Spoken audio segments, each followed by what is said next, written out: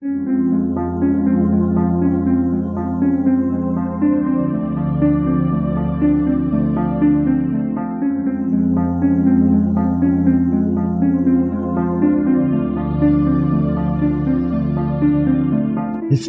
tells the story of the world and of our lives.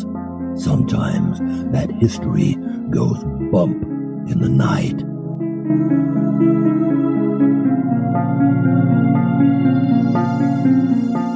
Broadcasting from the center of Oddity and the supernatural in Central Florida, it's the History Goes Bump podcast.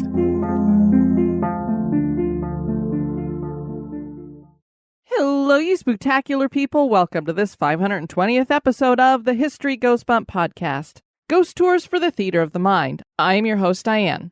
And this is Kelly. Kelly, on this episode, we're going to be featuring another one of our life and afterlives. I think most of our listeners are probably familiar with this actress. This will give them a hint. No wire hangers. Joan Crawford. Wonderful actress. The end of her life was a bit marred with a very controversial book and movie. For most people who are Gen Xers like you and I, Kelly, this movie came out when we were kids, and we didn't see it in the movie theater. You probably saw it on TV like I did. Indeed. But it left you with an impression of who this Joan Crawford was. And I was like, wow, this woman was a lunatic. Well, it didn't portray her well. But as I got older and I got into the golden age of Hollywood and old movies and such, I realized that maybe that movie didn't exactly depict Joan Crawford as who she really was. So on this episode, we're going to bring y'all the life and afterlife of Joan Crawford. She does seem to still be hanging around. Before we get into that, we want to welcome into the Spooktacular crew, Jesse, Heather, and Jay. Thank you so much for joining our Facebook group. And now, this moment in Oddity.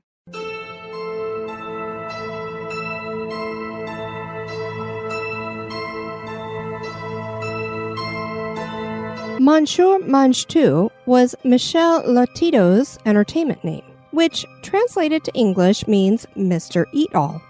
Lotito suffered from pica, which is classified as an eating disorder where a person compulsively consumes non-digestible material. Michel was examined by doctors and was found to possess an incredibly adaptable digestive system. His stomach lining and intestines were much thicker than the average human. Due to this, Monsieur Mange 2 was able to consume metals and all sorts of indigestible items. However, he would do so in a cautious manner. Items Michel ate were always cut down to a smaller passable size, and he kept his throat lubricated with mineral oil. This method allowed him to consume up to 2 pounds of metal each day. Throughout Mr. Eat-All's career, he consumed 18 bicycles, 7 TV sets, 2 beds, 15 grocery store carts, a computer, a coffin, a pair of skis, and 6 chandeliers.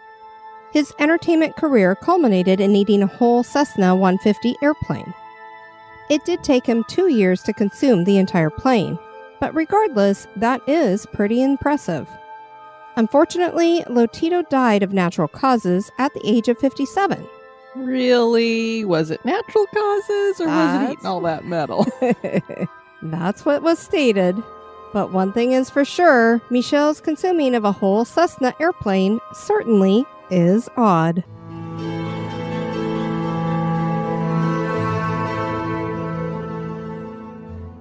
This history podcast is haunted. And now, this month in history. In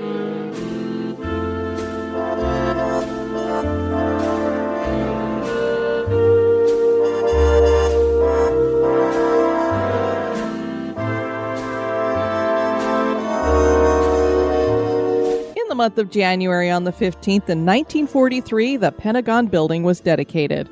The building sits on 1,100 acres of land which once belonged to Confederate General Robert E. Lee. The United States federal government confiscated the property during the Civil War. The idea of the Pentagon was suggested by Army Brigadier General Brehon Somervell. He proposed it as a short-term solution to the current War Department's lack of space while the likelihood of joining World War II was looming.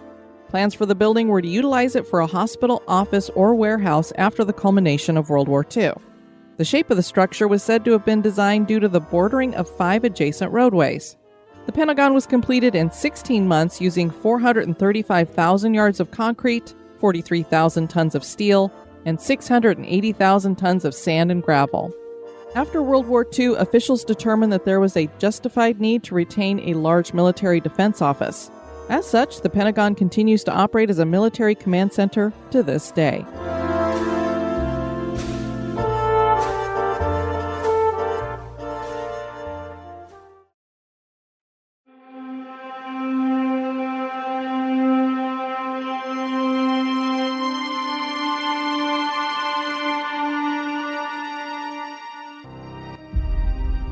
People are always asking me if there's anything I regret. No, if I hadn't had the pain, I wouldn't be me. And I like being me. She was married to the boss, and I was just an actress. She didn't like my dress, so she changed it 19 times. It cost the picture a fortune. But I ended up wearing the gold dress and turban. You're very confident, aren't you? Yes, because I know Stephen couldn't love a girl like you. Well, if he couldn't, he's an awfully good actor. You couldn't marry me. Have I asked you to marry me? Well, no. And you mustn't. Why not? Because I want to get married. I've always wanted to get married. I want to have a home and children. I want to go to market and cheat the grocer and fight with the landlord. I want to belong to the human race. I want to belong. Well, I think God had his hand on my shoulder because Mr. Mike Curtiz hated me. He wanted Barbara Stanwyck. He wanted no part of me. He said, I don't want those big, broad shoulders. I asked if I could please test. I did the test with Ann Blythe. At the end of the scene, I waited for cut. Nothing, no response from the director. And I looked at him. He was streaming with tears down his face. And he said, I love you, baby. I got the part. Hollywood, it's given me my education. It's given me everything I've ever earned. The power to adopt children, to raise them, to educate them. I will never be ungrateful for that.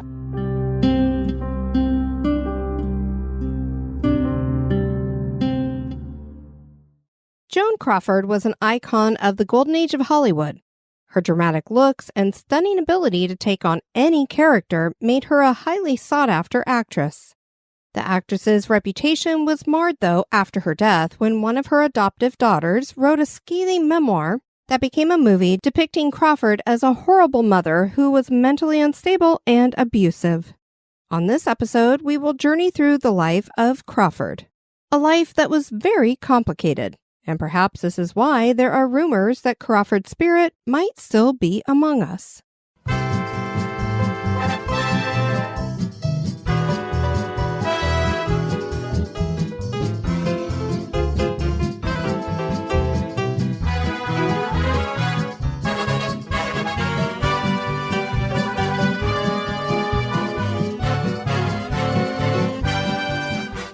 Joan Crawford was born Lucille Fay LeSueur in San Antonio, Texas on March 23, 1905. Or was it 1904? Or maybe even 1906? No one is actually sure what year exactly she was born, as Crawford was notorious for lying about her age, as most women do, particularly when in showbiz and especially at that time. It's hard enough for actresses to get good, rich parts today when they are over the age of 40, so imagine during Hollywood's golden age. Her father was construction worker Thomas LeSueur, and her mother was Annabelle Johnson. Anna was a young mother, and Lucille would be her second child with Thomas, who left shortly after Lucille was born. Her mother married theater owner Harry Kaysen in 1909, and the family relocated to Lawton, Oklahoma, where Kaysen managed the Ramsey Opera House that hosted a variety of stage performances, including vaudeville acts. Lucille fell in love with what she was watching on stage, and soon she was actually performing on stage, particularly for children. She went by the nickname Billy, and for many years believed that her stepfather Henry was actually her biological father. This marriage eventually ended in divorce as well. Clearly, Crawford's childhood was tough. She had already been through 2 father figures, one of whom abandoned her, and the other, it turns out, was sexually abusing her and had embezzled money from the theater, forcing the family to move to Kansas. Crawford was a strong-willed woman, and that developed in her childhood, not only as just a core part of her character, but possibly as protection against the abuse and an onslaught of teasing.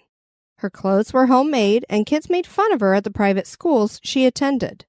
And I know exactly how that feels because my clothes were all homemade clothes too, and I used to get teased about them as well. And I remember the nice pants that I used to have, my mom would put the zipper up the back, which is the way most of those kinds of pants are made today. But I was teased all over the place for having a zipper in the back of my pants. I was teased because mine were too short. My mom did buy them, though. Well, that can be a problem. They were when high you're waters. Taller. Yeah. Kids are just mean. Yes, they are. This got worse when her mother divorced Kaysen, and Billy then became a work student who had to clean and cook to compensate for her education. She suffered intense corporal punishment at school as well. The relationship with her mother wasn't great either, as her mother was continuously comparing Joan to her older brother Hal and wondering why she couldn't be good like her brother. And, unfortunately, her mother blamed her for the sexual abuse. I can't even imagine what that must have been like. Not only are you feeling like, oh, I can't really go to my mother with this kind of an issue, but then when she blames you for that. Crawford attempted to attend college in 1922, but as some of us find, I know for me, definitely, college really wasn't for her. Her education record was mainly faked because her workload at the private school she attended kept her from being able to study or attend many classes. And you have to wonder, if you're on a work-study program to pay for your classes, but they never let you go to class, what exactly are you working for? Right. Dancing would become Crawford's entry to fame. She won several dancing competitions that she entered at the urging of her boyfriend at the time, Ray Sterling, and she eventually joined a traveling revue as a dancer under her birth name of Lucille Lesueur. During this time, she did do some things to help pay the bills that would come back to haunt her. She was filmed dancing nude and performed in peep shows, and after moving to Chicago, she started working as a stripper. She was arrested for prostitution during this time. In 1924, she made another move to Detroit, and there she got work as a chorus girl. And this is when she was discovered by a Broadway producer there named J.J. Schubert. He offered her a job on Broadway, and Crawford moved to New York City. Her first husband would come along after she hit the stage on Broadway. This was saxophone player James Welton. The marriage was short-lived, but not much is known about it because Crawford didn't talk about it. You will see when they count down her husbands, he's never included in that countdown. So I think she had one more husband than what they actually attribute to her, because I think they were married to each other. If not, they were living like a married couple. Because back in the 1920s, if you were living in an apartment together, they would have probably assumed you were married to each other, so they at least were projecting that. Correct. But I have a feeling that they actually did get married to each other. She has a knack for not dating people for very long and then marrying them. Well, Crawford loved New York City and would say of her time there that the big city felt like home to her. Crawford did a screen test at the end of 1924, which was viewed by Hollywood producer Harry Rapf. He took the test to MGM, which promptly offered Crawford a contract making $75 a week. Crawford jumped at the chance and borrowed $400 so she could move to California. Her first job in Hollywood was serving as a body double for Norma Shearer, who was MGM's top talent at the time. Crawford was credited under her birth name. By the end of 1925, she had appeared in 5 films. And when we say she had appeared in 5 films, she was basically an extra in these films. The publicity head for MGM, Pete Smith, didn't care for the name Lucille Lesueur because it sounded like sewer to him. Now, I think Lesueur sounds kind of, I don't know, more exotic or French or... Sure. So more like an actress. Yeah. I'm like, sewer? Great. I hope he didn't actually say that to her. They wanted to come up with a new name for her. So what would you do, Kelly? Maybe you might ask her, what would you like your name to be? But no, they're going to do a Name the Star contest. Oh, boy. So she's not even really known by anybody yet. So she's kind of up and coming. So they have this contest. And the contest came up with the name Joan Arden. But another actress had that name. So they went with a secondary name, which was Crawford. Crawford didn't care for the name. She preferred Joanne to Joan. And Crawford to her sounded like crawfish. Well, I mean, it kind of does. Yeah, so it's like, do I go for crawfish or sewer? Then Crawford set out to promote herself because she felt that she should be getting better than just bit parts. MGM screenwriter Frederica Sager-Moss said of Crawford, "No one decided to make Joan Crawford a star. Joan Crawford became a star because Joan Crawford decided to become a star." In 1927, she appeared in the film The Unknown with Lon Chaney Sr., and she considered him to be a mentor, saying, "It was then I became aware for the first time of the difference between standing in front of a camera and acting." If you were going to look to somebody to be your mentor in acting, I can't think of anybody better, because keep in mind, this is during the silent film era. So she's doing silent films right now. Right. So watching Lon Chaney Sr., master of silent films. Her big break came in 1928 with the film Our Dancing Daughters. This was a flapper-themed silent movie, and people compared her to the it girl at the time, Clara Bow. Crawford made for the perfect star. She had large blue eyes, dark eyebrows, wide mouth, broad shoulders, and a slim figure. With this success, Joan was able to purchase the home that she would live in for most of her life. This was a 10-room house at 426 North Bristol Avenue that she had heard about from a contractor friend of her brother Hal. She paid $57,500 for it, and the original design was in the Spanish villa style. The house would be renovated many times and go through a complete style change to Georgian in the mid-1930s. The original interiors featured tile flooring, wrought iron accents, and exposed stained wood ceiling beams. Much of the furniture was primitive, but it would become more formal as the tile floors were covered with bright-colored rugs and exposed wood was painted. Joan changed this house so many times. I got lost down a rabbit hole just about this house. And all of the changes, there were a ton of pictures on this website. You definitely get the feeling that maybe she wasn't quite comfortable in her own skin, and so she was reflecting that in the house, just constantly changing, rebuilding, adding, getting rid of. Joan was dating several men at the time that she bought the house, but the one that she really latched onto was Douglas Fairbanks Jr. The couple married in June 1929, and Crawford officially dubbed the house El Jodo. Which is kind of funny to me because we call our workout areas in Taekwondo dojos. A combination of the names Joan and Douglas. She had obviously gotten the idea from Pickfair. And yes, just like Pickfair, it turns out that this house will have some haunts of its own. Joan Crawford loved men, and being engaged or married didn't stop her from having affairs. She carried on quite a few during her marriage to Fairbanks, and eventually they divorced in 1933. Part of the issues in the marriage also included a resentment that Crawford had for Fairbanks' lack of will or trying when it came to acting. She basically had to swim in the gutter before her rise to fame, and he took the fact that his father was famous for granted, and he wasn't very committed to his career. She began an extensive remodel of the house after this and also added a pool house and theater to the backyard, with the pool being between the two buildings. There were also 2 rooms added to the house. The theater served the purpose of giving Joan a place to practice being live on stage, and she would invite her friends as an audience. When talkies took over Hollywood, Crawford transitioned perfectly. As we know, there were a lot of silent film stars that just did not make the crossover because the minute they opened their mouths and started talking, people were like, oh. Sure. We actually benefit from people don't necessarily know what we look like at first, so they hear our voices and try to think of what we look like and match the two up when they do see us, which works a lot better than like looking at, look at that macho guy up on the screen, and then when he comes across with his voice and it's squeaky, it just doesn't work for people. But she had the perfect voice. Her voice was thought to be alluring, and critics complimented her talking and singing because she could do both very well. The next major love of Crawford's life would be Clark Gable. They had a love affair that lasted for 20 years off and on. They met on the set of Dance Fools Dance in 1931. After that film, Gable and Crawford made 2 more films that year, and that success placed Crawford among MGM's top female stars. Gable and Crawford would make 8 films together in total, and she would say of Gable that he was the only man that she really loved. The 1930s was incredibly successful for Joan. She married her 3rd husband, Franchot Tone, in 1935. Tone turned out to be an alcoholic who was incredibly jealous of her fame, and he physically abused her throughout their marriage. Makeup artists would have to work wonders to cover the bruises she would receive. Crawford left Tone in 1939 after he cheated on her, even though she cheated on everybody.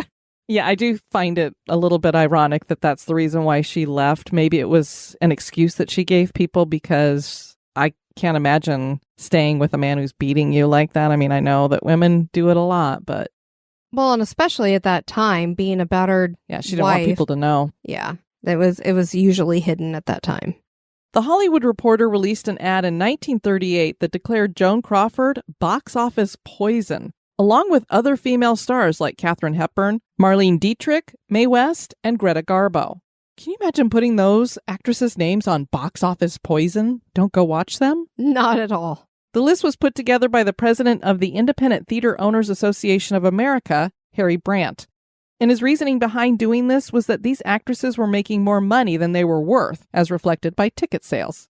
Later, it would come out that some actors were on the list as well, but most of the names I saw were female, so it's like, ugh. This basically was a movie exhibitor who was having issues with making money and box office flops. I would concur that I think a lot of Hollywood actors and actresses make a lot more money than they should, but that's the world we live in. Well, true. I mean, comparison, I'm one of those people who's like, teachers and first responders should be the ones who are making more money. Actors and actresses pretending to be somebody you aren't and you're making millions and millions of dollars seems a little backwards to me. But being dubbed box office poison hit Joan hard, and she had trouble getting work for a while, and her next couple of movies flopped. She had a comeback in 1939. Christina Crawford was Joan's first child that she adopted in 1940. She had been unable to carry a pregnancy to term, so she turned to adoption. She originally named Christina Joan after herself, but then changed her mind. The adoption had to go through Las Vegas because California wouldn't allow a single woman to adopt a child. Crawford married actor Philip Terry in 1942, and they adopted a boy they named Christopher. The biological parents wanted him back after a year, so Joan had to give him up, and then those parents turned around and sold him to another couple for $250. Crawford would always consider Christopher to be one of her children since she had raised him for a year. She and Philip adopted another boy who they named for Philip. But after the couple divorced in 1946, Crawford changed Philip Jr.'s name to Christopher. I don't really think that's a great idea. You can't replace one child for another here. I would feel a little weird if I found out that I had the name of a previous child that had been in the house. Sure. But as we found on some of our other shows, that actually happened in families where it was their biological children. If one of them died early, like an infant, perhaps they would name another one the same thing because you either like the name or maybe it's a junior and you want to keep the name in the family. I don't know. The other thing that I find very interesting is when people find out that Joan Crawford initially named Christina after herself, you hear a lot of people go, oh, wow, what an ego, da-da-da-da. But I'm like, wait a minute. Don't men name children junior after themselves all the time? So why would it be okay for a mom to do that? MGM and Crawford terminated their contract together after 18 years in 1945, and Joan signed with Warner Brothers. Her first film with that studio was Mildred Pierce in 1945, which was a smash hit for Warner Brothers and earned Crawford the win for Best Actress for her role in it. She didn't attend the Oscars because she thought she would lose and told everyone that she was too ill to go. After she heard that she won, she had her makeup and hair done and conducted a photo shoot of her accepting the Oscar in bed. Such a great story. You gotta love her. It's like, get the makeup artist over here, a photographer. We're going to make a big thing of this. She's probably kicking herself for not going, I'm sure. In January 1947, Crawford adopted twin girls, Cindy and Kathy, from the Tennessee Children's Home Society, an unlicensed orphanage, and it turned out to be a horrible place. Yeah, we've heard enough about Georgia Tann. The owner, Georgia Tann, skimmed 90% of the fees for her lifestyle. Many of the babies were stolen from unwed mothers. And so basically this orphanage was a black market baby adoption place. This is child trafficking for sure. You certainly hope that these weren't twins that were taken away from a mother who was expecting to take them home with her, because what they would do is you'd have a lot of these unwed women go in, have the baby in a hospital where Georgia Tann was, and she would be like, oh, there's something wrong with the baby. We've got to take it over here and check it out. And then she'd come back a little bit later and be like, sorry, the baby didn't make it. Yeah, she was a terrible person. Yes, indeed. After bringing the twins home, Crawford would begin to have a drinking problem. In 1952, Joan left Warner Brothers and basically worked as a free agent, which didn't go well. She had trouble finding work, and so she left Hollywood for a while and married Pepsi-Cola president Alfred Steele in May of 1955. The couple split their time between the Bristol Avenue house and Manhattan, New York, where they owned a penthouse apartment at 2 East 70th Street. The apartment would eventually become Crawford's full-time residence, but she wouldn't sell the Bristol house until 1960. Crawford became very active with Pepsi, and she traveled extensively opening up bottling plants and doing other promotional things around the country. Crawford would say that she probably traveled 100,000 miles for Pepsi. That's a lot of flying. Sure is. Joan's mother died in 1959, and although the mother and daughter had a strained relationship, it hit Joan hard. Shortly after that, Alfred died from a heart attack, and Joan was devastated. Joan was elected to the board of directors for Pepsi after Alfred's death, and she would remain there until 1973 when she retired. Joan began acting again after Alfred's death because he had left her nearly penniless. But, that was a great thing for us, because 1961 brought a script to Crawford entitled, Whatever Happened to Baby Jane? It is a bold essay in the art of the macabre, a venture to the ultimate reaches of terror. A motion picture definitely not for the squeamish. And we beg you, as the tension builds to the screaming point, as shock after shock assaults your senses, try to remember that this is only a motion picture. Try and remember. Get away from me! Get away from me! No, we can't show you anymore. Only when you see whatever happened to baby Jane will you know. And the answer is total suspense. Crawford took on the part of Blanche Hudson, who had once been an A-list star but now was elderly and disabled and under the care of her psychotic sister Jane. Crawford suggested that the part of Jane be given to Bette Davis. Many people were shocked as they thought the actresses hated each other, but they maintained that they never had a feud. Which was not true. Of course it wasn't. Rumors claim that Davis even kicked Crawford so hard in the head on set that Crawford needed stitches. And when you hear that, it's like, is there makeup or wig that takes care of that? Or did they have to wait till she healed in order to continue filming? I'll throw a bandage over her head. We'll just act like she fell down and hit her head or something. Just write it into the script. Yeah. Jane, what are you doing? I was watching. Then you're an idiot. You wouldn't be able to do these awful things to me if I weren't still in this chair. But you are, Blanche. You are in that chair. Why would she do a thing like this? You know what makes her do things like this. She's sick and she's not getting any better. In fact, the last month she's been getting a lot worse. The film was a huge success, and Crawford had her second comeback. Davis was nominated for an Academy Award. Another rumor about the rivalry claims that Crawford was upset that she hadn't been nominated. Anne Bancroft was nominated in the Best Actress category, but she wasn't going to be able to attend the Oscars, so Crawford called her up and asked if she could accept the award on Bancroft's behalf if she were to win. So Anne did win Best Actress, and Crawford did accept the award for her. Can you imagine? No. The whole time she was on stage, I bet she was looking exactly where Bette Davis was sitting going, at least Look at I'm up on me. stage and you aren't. Right. And now a little break for a word about one of our sponsors.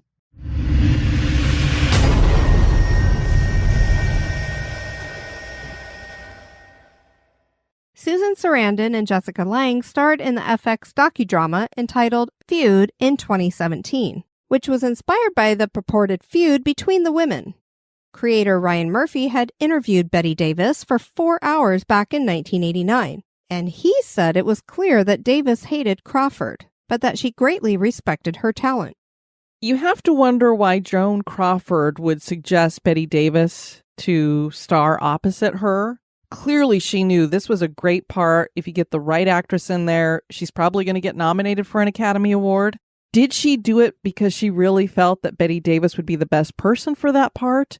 Or did she feel like we need this kind of tension in this movie to make it real, and we have that already? I think it was more of the latter. Yeah. And it was a very intelligent move. It was very intelligent. And I do believe that despite the fact that maybe they, I don't know, hate is such a strong word, but greatly disliked each other perhaps, I think they both did really respect each other's talent. They knew that I'm going to be in a movie with a great star here. Did you see that series, Feud? I did not. I don't know what you'd call it, the queue for on an airplane that you could watch different things. And so flying to wherever I was going, I watched the first half of the season, and then coming back, I watched the second half. It was so good. Method acting is much easier when you really do detest somebody. Do you know how this all got started, Kelly? It's really pretty lame. I mean, it'd be one thing if they were just like jealous of each other's talent. I don't know.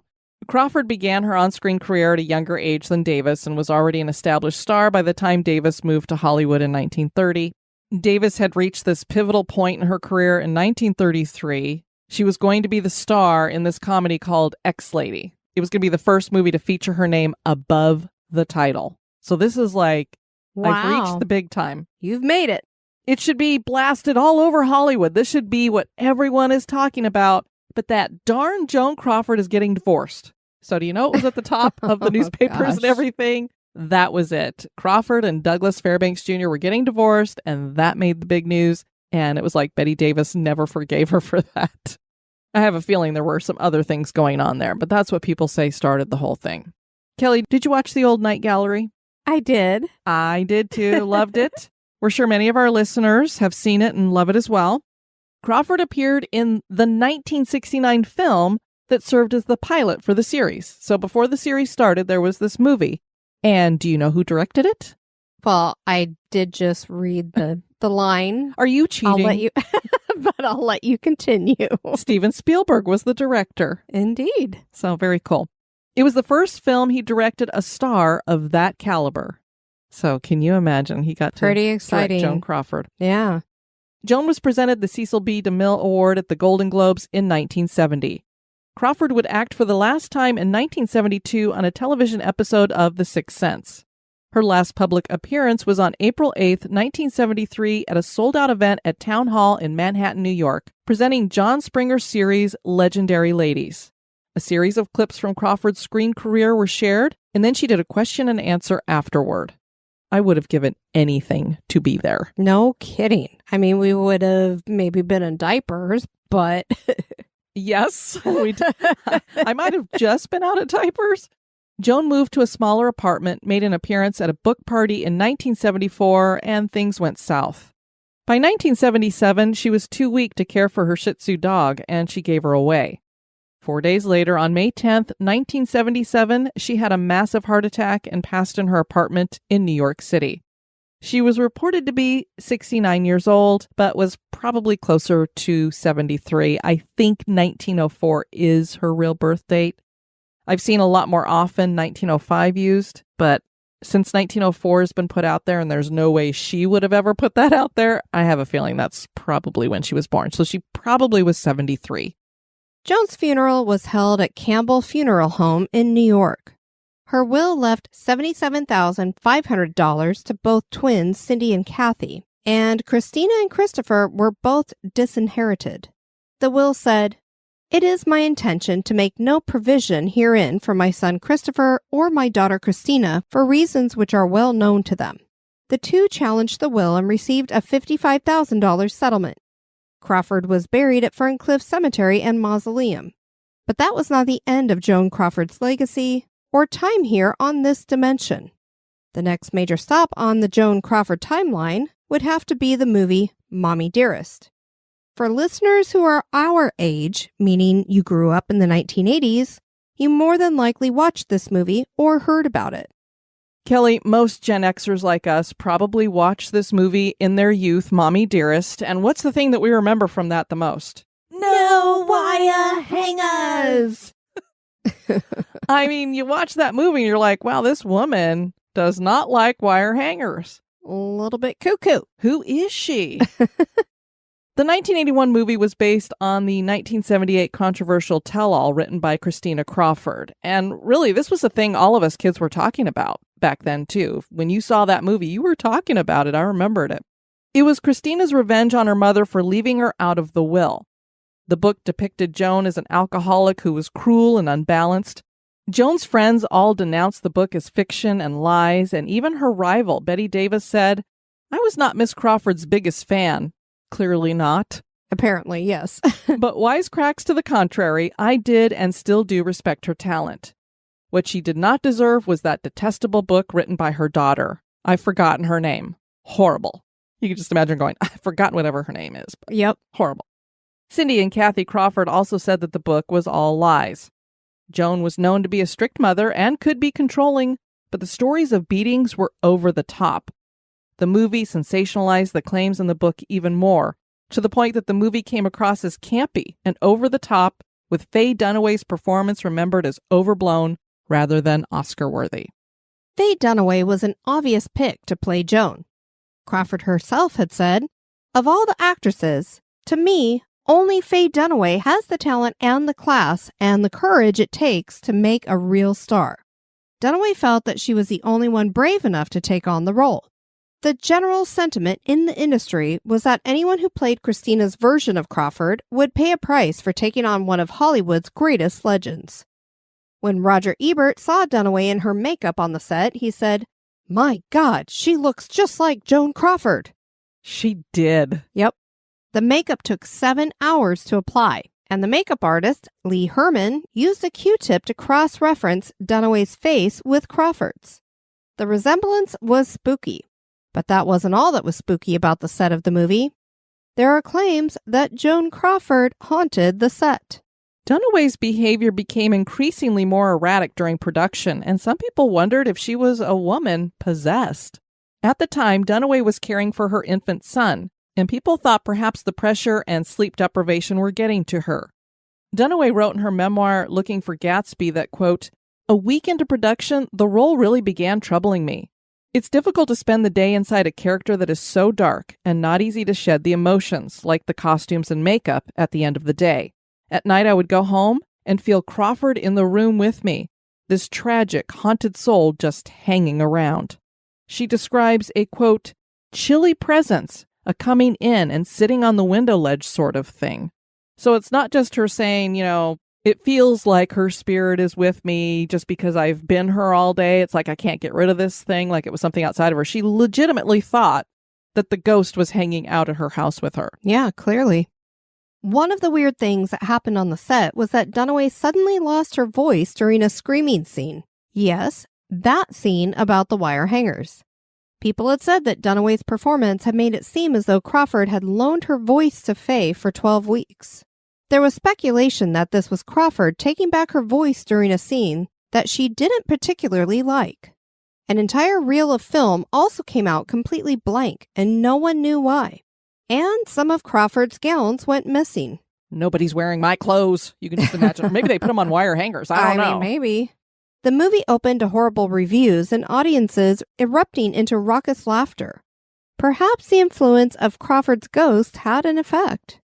Yeah, when you think that the way this should have come out was that it was going to be this biopic and Faye Dunaway going through everything that she did, because she was a method actor as well. So she was in character all the time. Right. Going through all that, generally speaking, you're going to get an Oscar nod. You're not only not going to get an Oscar nod, but people are going to ridicule you for what you did here. And the film got no Oscar nods and won a bunch of Razzies.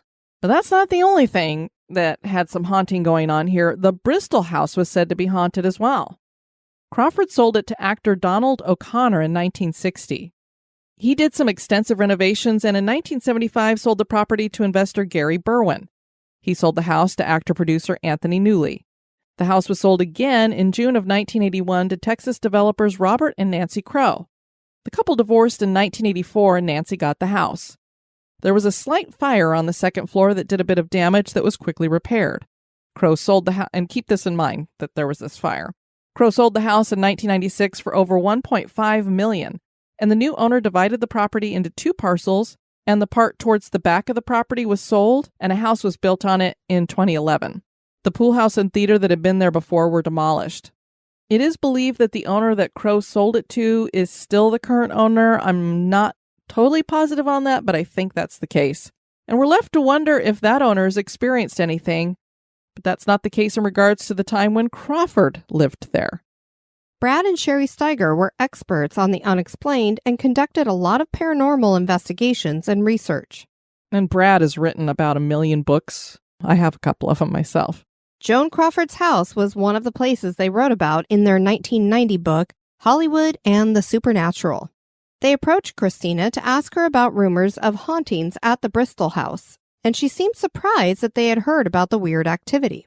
She told them, "I have vivid memories of some things, but when you're severely abused, you tend to block out other things. I'm positive that there were manifestations occurring when I was little. I saw them. There were places in the house that were always so cold that nobody ever wanted to go in them. As a child, I was always told that I had an active and vivid imagination.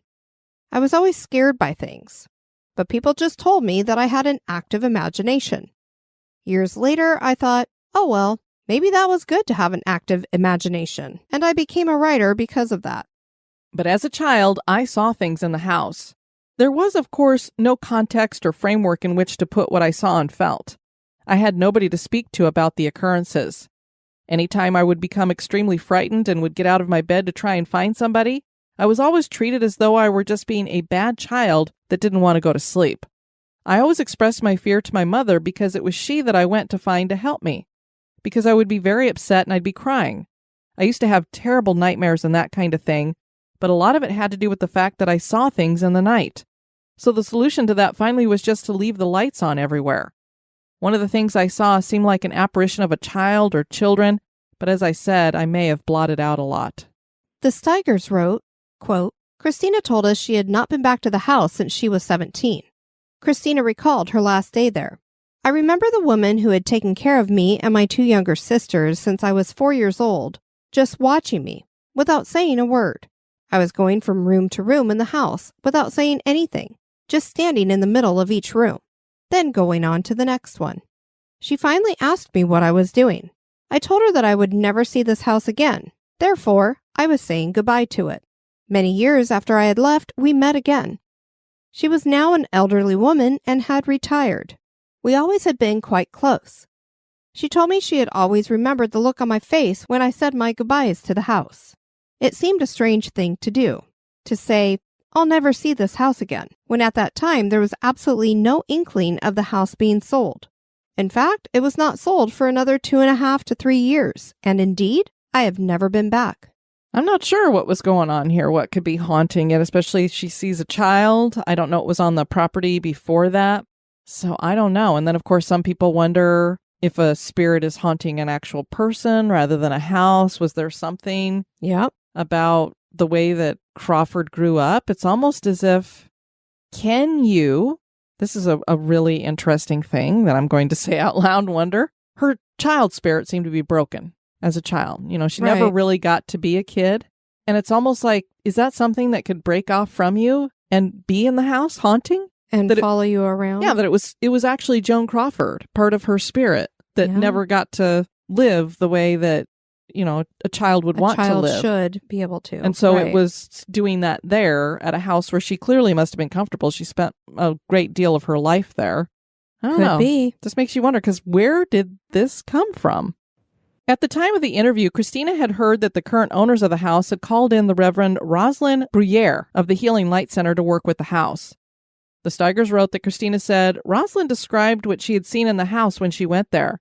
She picked up on some things that astounded me because they seemed to validate what I may have seen and experienced when I was little. It gave me goosebumps when Rosalind told me that she discovered so many spirits in the house, and there had been signs of ritual abuse in one of the rooms. Now this, I think she might be getting a little, pulling some. She said she had a vivid imagination. Mm-hmm. Many of the spirits had underworld connections. I was sent to boarding school when I was 10 years old. I came home infrequently after that. I always believed that I was sent away partly because I was too much the eyes and ears to the world, a witness. I saw too much, I guess. Some of the things that I saw that were going on were very violent. Joan Crawford's relationship with men, a number of men, was extremely violent. I was getting too old and I was beginning to understand what was going on. That house is so weird. Now, evidently, the walls are starting to catch fire. So like I told you when the crows were there and they had a fire. Right. Other people have heard children's cries in the walls. Every single owner has had trouble. The first one was Crawford. She built the majority of the house.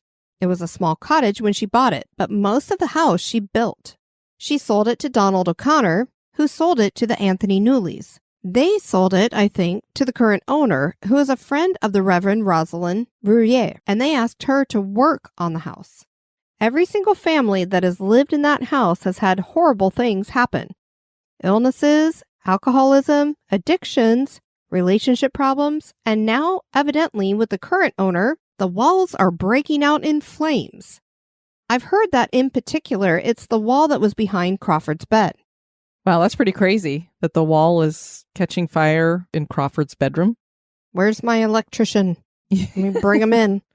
And it makes you wonder, she didn't become an alcoholic till she moved into this house. Now, of course, I don't know how much she was drinking before this time, if it's something that she just started drinking more, or if it was something that had to do with the house. I don't know, but clearly it's interesting that coincided. Christine went on to remind the Steigers of what she wrote in Mommy Dearest about her mother's final moments. A woman had been praying for Joan at the foot of her bed, and she said to the woman, "Don't you dare ask God to help me." And then she died. Christina felt that this interaction revealed Crawford's arrogance, and she believed that was partly why the house seemed cursed. She said, "And that has nothing to do with me, so it would not surprise me in the least if the haunting spirit that's in the house is Crawford." And like you said, Kelly, it's so weird to hear somebody calling their mother by their last name. Right. She was capable of real evil. If you've never experienced that look from another human being, it's almost impossible to believe that such an experience could even exist. I think perhaps that why so many people are unwilling to deal with the shadow side because they can't really get themselves to believe that such a dimension exists. My brother and I were absolutely terrified of her. In fact, there's a passage in Mommy Dearest that describes the look on her face when she tried to kill me when I was 13. We all saw that look. My brother and I talked about it extensively. It was not of an ordinary human being. It's almost like she's trying to say that she was demonically possessed during those times. The Steigers talked to the Reverend Rosalind Bruyere of the Healing Light Center, and she told them, "It is true that the house was afflicted with spontaneous fires, primarily in the wall behind where Joan Crawford's bed used to be. However, I did not pick up that Joan Crawford's ghost was there. Bruyere felt that the house had a presence or something before Crawford moved in, and that her chaotic remodelings and constant building onto and changing of the house led to chaos for this presence. Like the Winchester Mystery House, Bruyere said nothing is where it should be. She added dining rooms and hallways that led to other dining rooms. It all combines to form an H-shaped house. Turn a corner and you're lost. For this reason, the healer felt that the haunting was multi-layered." So we know that the theory behind the Winchester Mystery House is that Sarah Winchester was trying to keep the spirits from getting to her by causing all this basically interior chaos in the house with weird winding hallways and doors to nowhere and staircases to nowhere. And is that kind of what Crawford was doing here? Maybe not necessarily on purpose, but something inside of her just kept her building weird things in such a way? I don't know. Or did she just like to make her house bigger and bigger and bigger to go with her ego? I don't know. Who knows? Bruyere said it was a place of conspicuous negativity. I called it an astral central, a gathering of spirits that were attracted to the negative vibrations. People had been tied up and tortured in that house.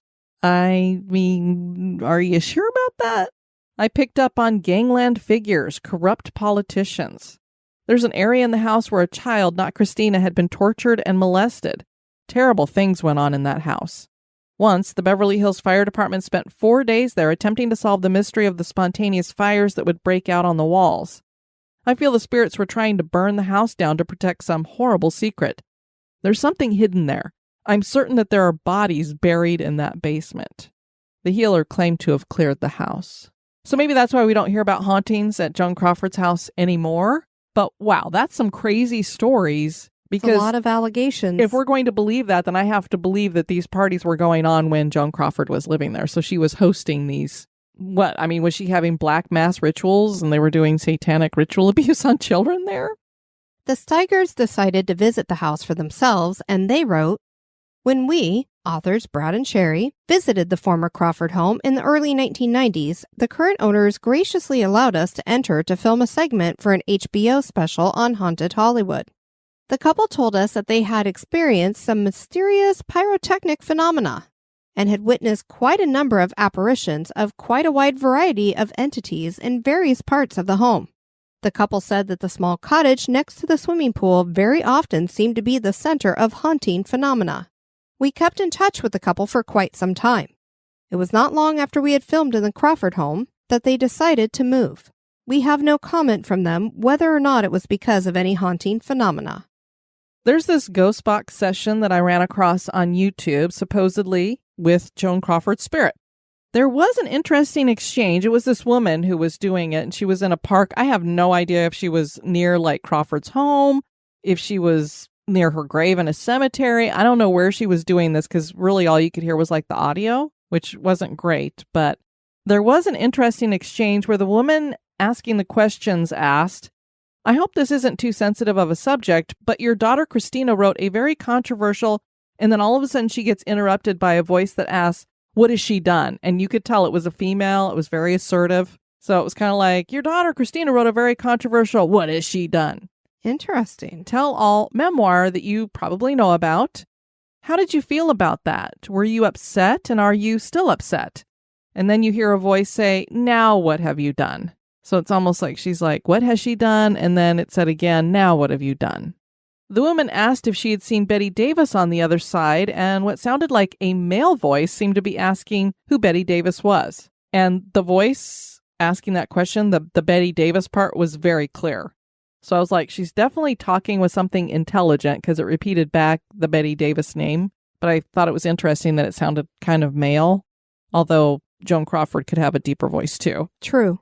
There was also a voice that seemed to sing Tina. You know how we get that like sing-songy voice every so often that comes across the spirit box? That's what this was. It was kind of a Tina. Could this be short for Christina? I don't know if she was really talking to Joan Crawford, but it was very interesting, the exchange that happened there. We want to end this episode sharing a quote from the amazing Jessica Lange, who portrayed Crawford in Betty and Joan. Lange said, "Joan's brutal childhood was masked by the beautiful, impenetrable veneer of this great, gorgeous movie star. So she was always on, which is a tremendous burden in and of itself. But always there was this thing lurking underneath of being this poverty-stricken, abused, unloved, abandoned young child and woman. We think her life really reflects this assessment. Is it possible that Joan Crawford's spirit is still lurking just beneath the living world? That is for you to decide." Yeah, so I don't know. We have to trust a bunch of this stuff which comes from Christina, which I don't know how much I trust from her, period. She did just fine, even though Joan Crawford left her out of the will. She's worth $5 million. So she's done fine for herself. She made a lot of money off of Mommy Dearest. I don't know. I mean, at some point I'm like, can you forgive your mother and move on? But what a fascinating star, fascinating life. And maybe this will help people understand her a little bit more. And you can judge for yourselves. Was she this horrible, horrible woman? Or was she just misunderstood? We'd love to have you guys check out our website at historygoesbump.com. And if you'd like to send us some feedback, you can do that at historygoesbump@gmail.com.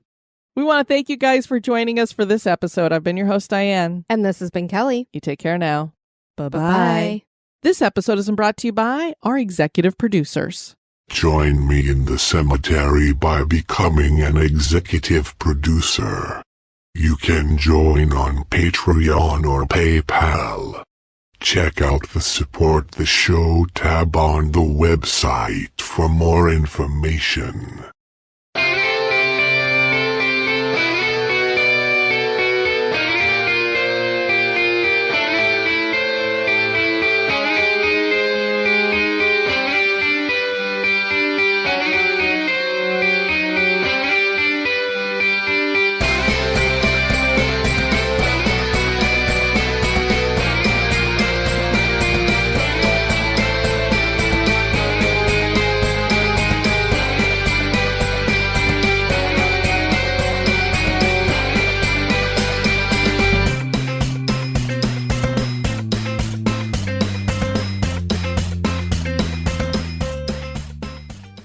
The idea of the Pentagon was suggested by Armadier?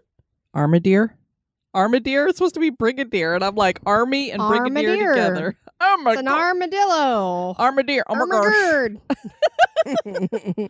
The idea of the Pentagon was suggested by Army Brigade. It's a blah, blah, blah. It's a blah, blah, blah. That's a great rank for the Army. And the family relocated to Lawton, Oklahoma, where Kaysen managed the Ramsey Opera House that hosted a variety. She was a English. Guess my mouth doesn't want to work.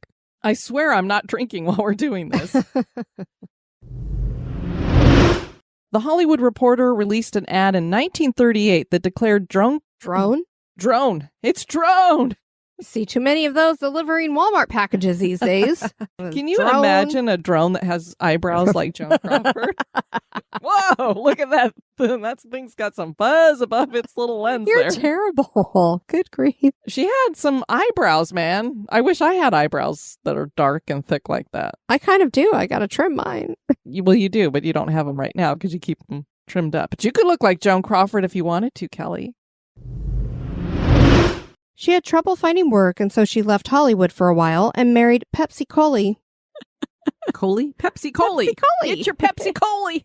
So it was popular sody pop. It's so refreshing. Oh, Pepsi Coley. Davis was nominated for an Academy. Nuts. Na na na na. Na na na na. Hey, hey, hey. Goodbye.